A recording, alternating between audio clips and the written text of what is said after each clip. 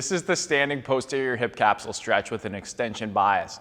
The purpose of this is to open up the back hips and not overly round our back while doing so. So to set up for this, we want something that's around waist height. You can be a little bit higher or lower, but as long as you can rest your palms and forearms comfortably on it, in the in position, we're gonna be in a good spot. And then we want a book about an inch to inch and a half, maybe 2 inches max, underneath our back foot.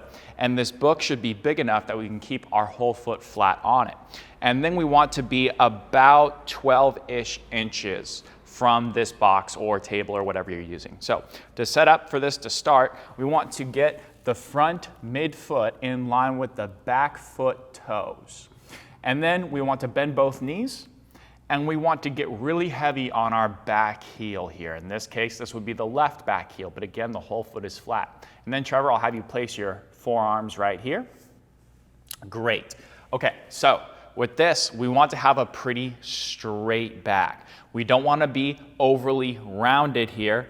We want to be really straight, but not so straight that we're extending the crap out of our back. We want to just have a very flat spine.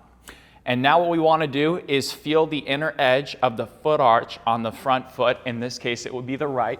This would be the ball of the big toe and the inner edge of the heel.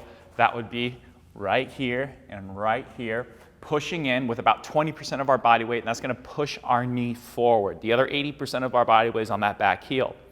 And now what we want to do with this nice flat back, we want to just exhale. Good. And then we want to inhale through our nose, just breathing through this with deep breaths in through our nose, out through our mouth. We should feel a big, big stretch in this back left hip, or whatever side is back. And we want to make sure that the hip is slightly outside of the knee.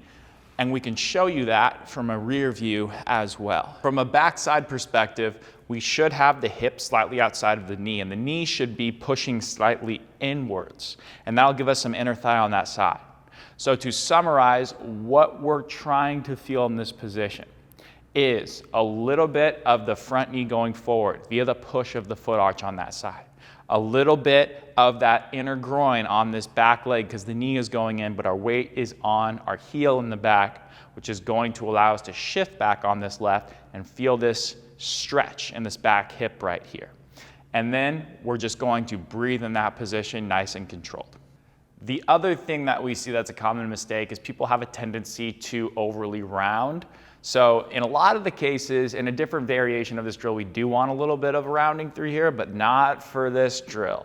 For this drill, we want to make sure that we're real flat. There's this pretty straight line right here, and we're not going to be overly extending either. So we want it to be, you can't really do much more than that. So we want to keep a pretty flat back right there. And finally, the last thing that we see is, again, people start to get tired and that knee on the left or whatever leg is back starts to go forward, which means they're going to scoop under. This is probably going to start rounding, and they're going to lose that stretch in that back hip. So make sure your weight's on that heel and you're hinging and leaning back, similarly to as if you were doing a deadlift.